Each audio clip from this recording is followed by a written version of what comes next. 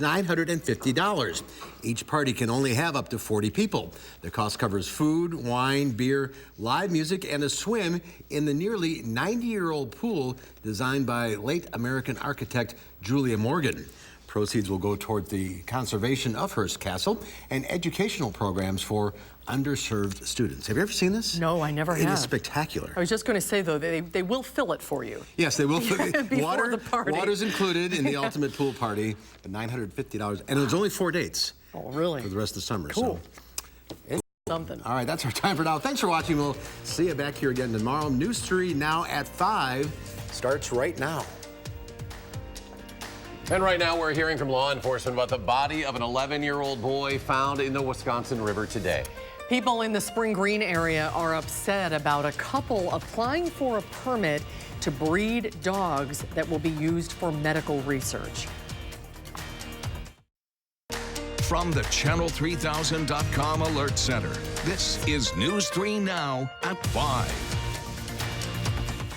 And thanks for staying with News 3 Now. First tonight, we do have a chance of severe thunderstorms in our forecast. Gary Canalti is here now with more on the storms that are out there right now. Yeah, we've had some storms move through. They have produced a little bit of hail, but right now they're below severe limits, and hopefully they'll stay that way.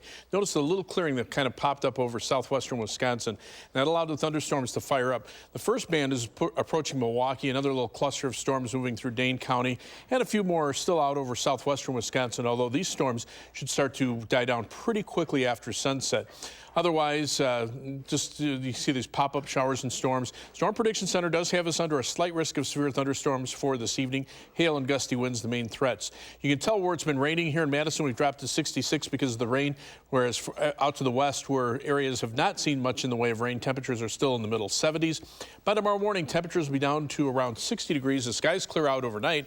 Then we'll look for a partly sunny and warmer day for tomorrow with a high of 84. There is a chance of a shower or thunderstorm late in the afternoon, and there also could be the potential for some severe weather tomorrow. We'll keep an eye on that, but we'll be updating the News 3 Now First Alert forecast in just a few minutes. All right, thank you, Gary. The Department of Transportation has released new video from a crash this morning involving a state trooper. This happened around 9:15 this morning on I-94 near Cottage Grove. During a traffic stop, 2 state troopers escaped injuries when a semi crashed into the rear and side of their patrol vehicle. The crash is still under investigation. State patrol officials say the crash illustrates the many hazards that emergency responders face. The body of an 11-year-old boy who went missing in the Wisconsin River near Wisconsin Dells has been found. News 3 Now's Jamie Perez joins us live near the Kilbourne Dam with more on what we know. Jamie? The Adams County Sheriff's Office has been the lead investigators on this story, and they say Jamison's body was actually found not too far from here. Now, again, this is the Kilbourne Dam. They say that his body was found about half a mile from where divers were originally starting their search again around this area. The sheriff said employees at the Alliant Energy Dam found his body around 7:30 this morning. Jamison Miller was last seen in the Wisconsin River near Chapel Gorge Trail last Tuesday. The Adams County Sheriff tells me it's been a very long week of searching, but he's relieved that he could provide some closure for the family. You know, they're always difficult for sure. The mom was relieved as well, just to be able to have him, just to know that you know, we recovered him for her. The dive search was called off this morning as we first reported, and Sheriff Brent York says that after all is said and done, he does urge people who go swimming in this river to please wear a life vest. The current is really strong, and sometimes the water can be really deceiving, so safety first always. Even if you're the strongest, most experienced swimmer, sometimes you can't stop the power of the current. A tragic event there. Jamie Perez, live. Jamie, thank you. The Stoughton High School girls JV basketball coach has been removed following an investigation into inappropriate activities with members of the team. Robinson Lewis is not allowed on school grounds and cannot contact students or staff after police were told he invited 5 girls to his home in Evansville to smoke marijuana, and he later called and texted some of them about sex. Despite recommendations from the Evansville Police Department for Lewis to be charged with 5 counts of child enticement and 5 counts of contributing to the delinquency of a minor, the district attorney has decided not to charge him, saying that the court can't prove the girls smoked an illegal substance. In Rock County, Janesville police say 2 people helped them arrest a drunk driver allegedly involved in a hit and run. Witnesses told police just after 1 o'clock yesterday afternoon, a driver hit a parked vehicle and ran away. A person nearby ran after the suspect and with the help of one other person detained him until police arrived. 36-year-old Shannon Patterson was arrested on suspicion of his 4th OWI and intending to deliver cocaine. Immigration officials say they will continue to carry out court-ordered deportations after President Trump called off planned raids targeting thousands of undocumented migrants across the country. On Sunday, the president tweeted that Democrats have to come up with changes to asylum laws or else deportations would begin in 2 weeks. While many are skeptical that Congress can tackle asylum in such a short window of time, there is bipartisan agreement on a $4.5 billion humanitarian package for the border that is expected to get a vote sometime this week. Although those raids have been called off for now, Madison Police Chief Mike Koval says it's important to be prepared as future raids could happen here. Madison is not one of the 10 U.S. cities named as locations for potential raids, but Chief Koval said that could change. He says his department would help in the deportation of known criminals, but not in civil deportations or with people who do not have records. We had a domestic violence situation a couple years ago where the suspect was undocumented. And once we had arrested him and were going through our identification process, when we realized he was undocumented, we took the initiative to tell ICE. Last September, ICE conducted a raid arresting 83 people in Wisconsin, 20 of them here in Dane County. Chief Koval says while the targets were known criminals, others were arrested as well by virtue of being associated with those targets. Governor Tony Evers has signed a new bill eliminating a tax benefit for companies that move out of Wisconsin. It passed the legislature with bipartisan support. Under current law, businesses may deduct from their income or tax liability all expenses paid to move from one location to another. The Department of Revenue does not expect the new law to result in a significant change in taxes paid, likely less than $1 million per year. Governor Evers has also signed a bill into law that allows for larger quantities of liquor to be sold in a single transaction at certain stores. Mega liquor store Total Wine has been lobbying lawmakers since 2018 to make the change. Retailers used to be limited to selling no more than 4 liters of hard alcohol to a single customer in any one transaction. Now there is no limit on those sales. A potential dog breeding facility pending permit approval in Spring Green will raise beagles and sell them to institutions for medical testing. Our Gabriella Becerra joins us with more details on the operation. Gabriella? That's right. The potential breeders applied for a conditional use permit in Spring Green, and some people in the community thought the facility was to be used for boarding dogs. They later found out it wasn't. The village of Spring Green was made aware of the plan to sell the animals for medical testing only 2 hours before the original hearing. And I have to admit, I felt blindsided. I did not have this information beforehand. Joel Marcus says the original permit request did not mention breeding dogs for medical research. The community brought this information to the village. So we immediately put those questions to the Canes, and they did admit that the purpose of their operation is to raise dogs for medical research. Their attorney, Mike Curran, confirmed it is expected for the animals to go to institutions conducting medical studies for the benefits of humans and animals. Oh, I'm very upset. Neighbors are not in support of the operation and plan on protesting the approval for a number of reasons, ranging from noise. Beagles cannot be trained not to bark. Beagles bay, they howl, and they bark constantly. To ethical reasons. I am totally opposed to the use of animals for anything whatsoever to benefit humans. Marcus says the village will consider all aspects before approving or denying the request. The board will make a thorough and conscientious, a decision when the time comes. The next hearing will be held on July 17th. In a statement to News 3 Now, the Canes say they maintain rigorous animal care and practices and have been found to be in compliance with the USDA Animal Welfare Act. They say their primary focus is of the safety of their family and animals. New at 5, UW-Madison has a new plaque on Bascom Hill recognizing the campus as the ancestral home of the Ho-Chunk tribe. The university held a dedication ceremony on Thursday with leaders of the Ho-Chunk Nation. The marker is entitled Our Shared Future and notes that the Dejope tribe was forced to give up that territory back in 1832. Starting today, the city of Madison gives kids 18 and under free meals at 41 locations around the area until August 16th.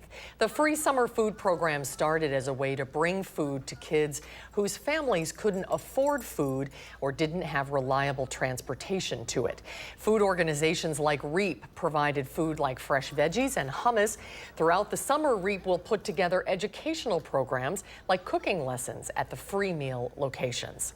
Amazing programming that our AmeriCorps service members and our summer interns are able to offer around food and nutrition and sustainability means it's more than just a sandwich. It's enrichment, it's community, and it's nutrition. The program had a special kickoff today with free lunches, farm-to-school activities, and live music. Depending on the location, breakfasts, lunches, dinners, and snacks will be provided at scheduled times daily. We have a link to all of that information on our website, channel3000.com. Well, this is the start of a big week for Catholics in the Madison area. That's right. Donald Hine will be installed tomorrow as the 5th Bishop of Madison. News 3 Now Charlotte DeLeste got an exclusive interview with the incoming bishop on the eve of this very big day. Charlotte. Well, Donald Hine is kind, engaging, respectful, fun, and funny, and wants nothing more than to serve the Diocese of Madison as best as he can. He's from New Berlin. He went to Marquette University while attending St. Francis Seminary. He's been a priest for 30 years, the last 4 years spent as bishop of the Catholic Diocese of Gary, Indiana. The first thing he plans to do is meet as many people as possible and listen to them. He also wants to find a way to get young people back to church. Fewer and fewer young people feel engaged to any institution, including church.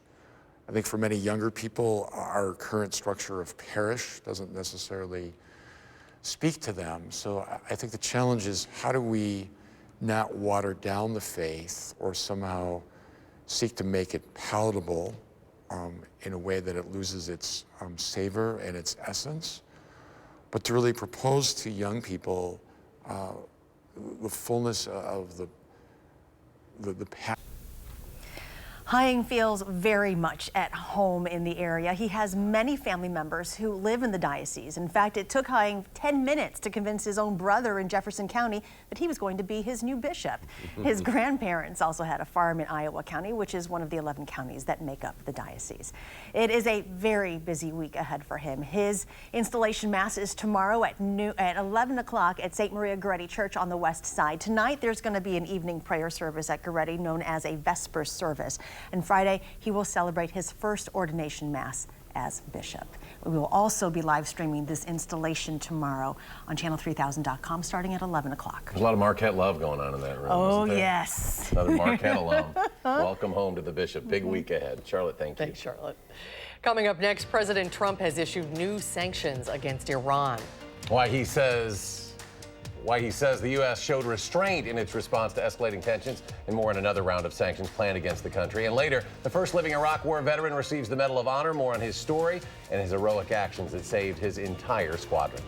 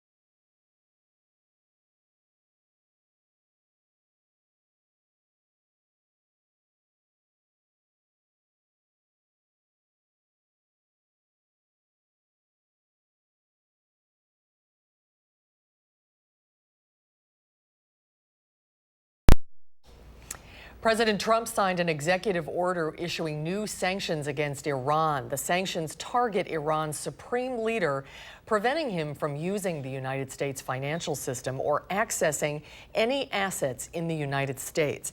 Tensions between the two nations reached a boiling point last week after Iran shot down an unmanned U.S. surveillance drone it claimed violated Iranian airspace. I think a lot of restraint has been shown by us, a lot of restraint.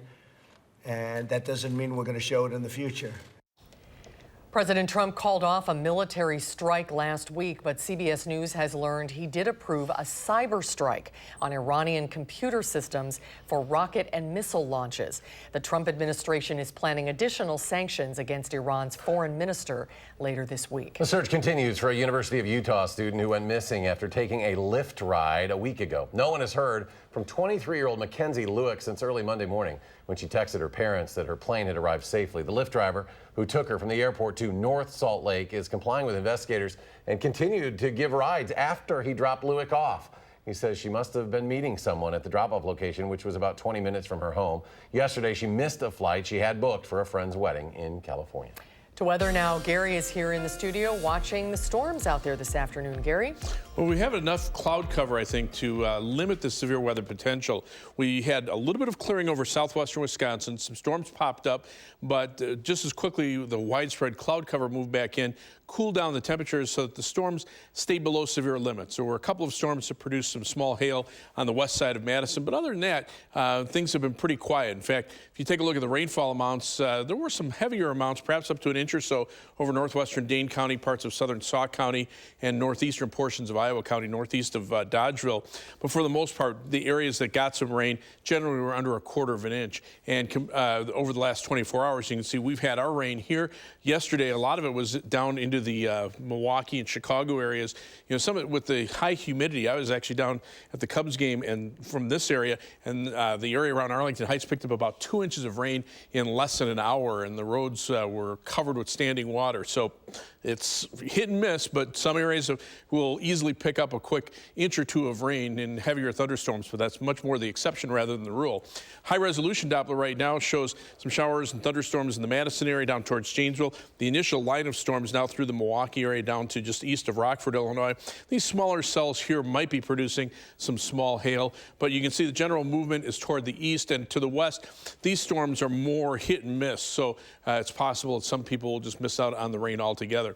As far as the wider view, these showers and storms will die down very quickly after sunset. In fact, we'll probably look for clear skies overnight. Storm Prediction Center still has a slight risk of severe thunderstorms this evening over southern Wisconsin. The main threat is going to be from either gusty winds up to 60 miles per hour or for hail, about a 15% chance within 25 miles of a point.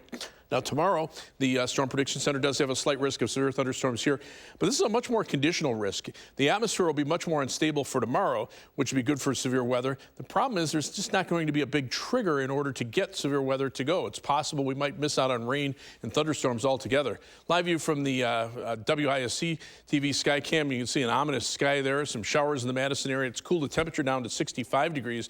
The humidity at 90% and the dew point temperature is at 62 degrees. You can tell where there's still some sunshine over southwestern Wisconsin. Temperatures are in the 70s. Where the rain has been occurring, temperatures have cooled off into the 60s. Dew point temperatures generally upper 50s to lower 60s here. The higher dew points are shifting down to the south, but tomorrow will still be fairly humid. And if you take a look at the instability forecast, you can see the areas in yellow, moderate instability, green, light instability, and you can see very quickly overnight how that all goes away. As the sun goes down, the atmosphere stabilizes, but tomorrow it comes back, and you can see the possibility for more unstable atmosphere, especially down to the south. Those areas of red indicate high instability, but that's where the severe weather threat will be highest. And again, it's possible we could miss out on the storms altogether. So our forecast calls for skies cloudy with a shower or thunderstorm chance this evening, and then becoming clear overnight, low temperature dropping off to 60 degrees. For tomorrow, look for partly sunny skies, just a slight chance of a late day shower or thunderstorm with a high temperature of 84. So it'll be a warmer day. You can see on future track, the thunderstorm is moving out quickly overnight. Clear skies, temperatures dropping to around 60. Lots of sun for the day tomorrow with high temperatures in the middle 80s. And again, a slight chance for a shower or thunderstorm. I think the better chances are going to be to the east and south of us. Then for tomorrow night, look for skies to clear out again. Temperatures stay in the lower 60s. And on Wednesday right now, it looks like we'll be dry with high temperatures again in the middle 80s. Rainfall amounts where it occurs probably a tenth of an inch. There could be some localized heavier amounts and a heavier thunderstorm. But the 7 to 10 day forecast, the heat and humidity start to build. We have alert days in the forecast for Saturday, Sunday, and Monday for the possibility of high temperatures around 90, heat index values in the mid to upper 90s. A few thunderstorm chances as we head toward the 4th of July holiday, but temperatures are going to remain on the warm side. As we take a look at first alert traffic right now, there's the belt line, pretty slow in both directions. Looks like some rain has been going through the area right around Park Street. As far as travel conditions are concerned, we have delays on the eastbound belt line from around Monona Drive to around, looks like Seminole Highway. Westbound delays start around Fish Hatchery Road and go back to around John Nolan Drive. It's a 22-minute commute on the eastbound belt line from University Avenue to the interstate, 17 minutes going back in the westbound direction. Heading out of Madison, almost a half hour down to Janesville on I-3990 from the belt line, 20 minutes to Sauk City on US 12, and 20 minutes to Sun Prairie on East Washington Avenue and US 151. That's your News 3 Now First Alert Traffic. Thank you, Gary. Next at 5, new research shows coffee could help with weight loss. We'll share details on how the caffeinated drink can help stimulate a certain kind of fat. The story coming up.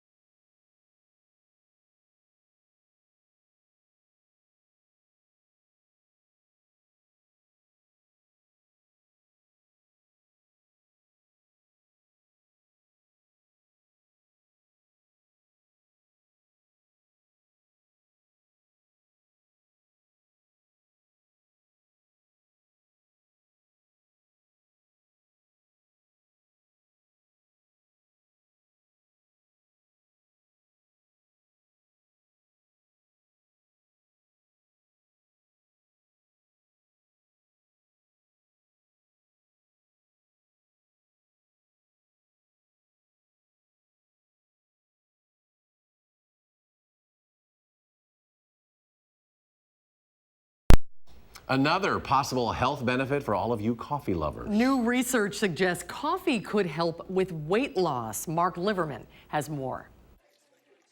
Could coffee help fight diabetes and obesity? New research shows drinking a cup of coffee can stimulate what is known as brown fat. That's the fat in your body that keeps you warm by burning calories. Dr. David Agus is a CBS News medical contributor. Normal fat stores energy, stores calories. Brown fat has lots of mitochondria which have iron, which is why it's brown, and its purpose is to generate heat. The goal is to stimulate brown fat. Exercise stimulates brown fat, good sleep stimulates brown fat, and now we know caffeine or coffee can do the same. The study published in Scientific Reports is one of the first to be carried out in people. Previous research shows that drinking coffee may have many health benefits, including a lower risk of diabetes, cardiovascular disease, and death. But too much may not be a good thing. Up to 3 cups a day may have a health benefit, no detriment. Don't do more, so more isn't better.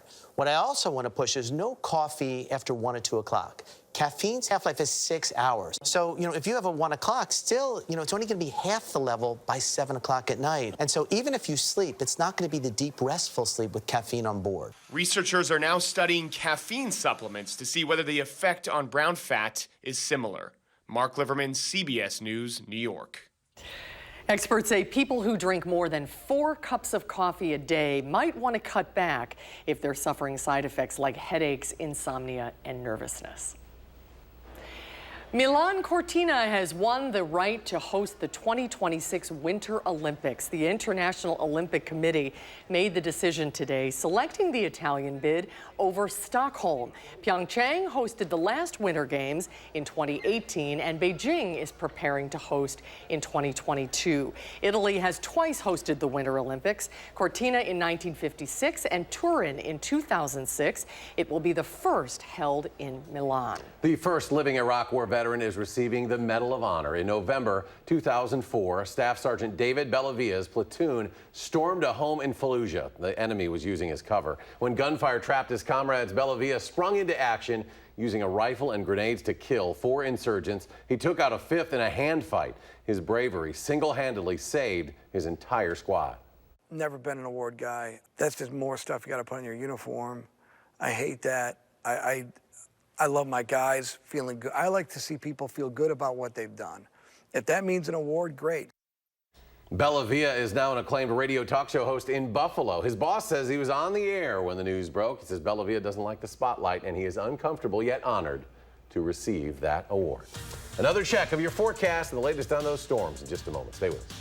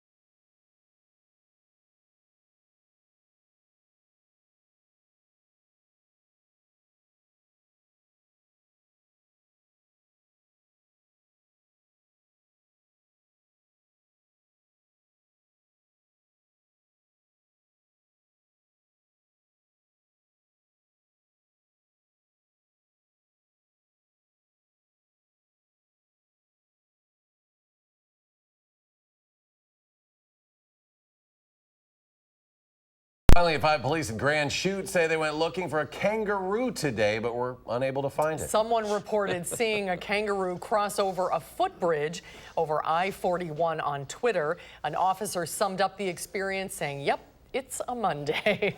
Maybe somebody was out late last night. Do you remember those Yeah, I don't know Sylvester and Tweety cartoons, you know, where you would think that the kangaroo was kangaroo. I was going to say that wasn't going to work.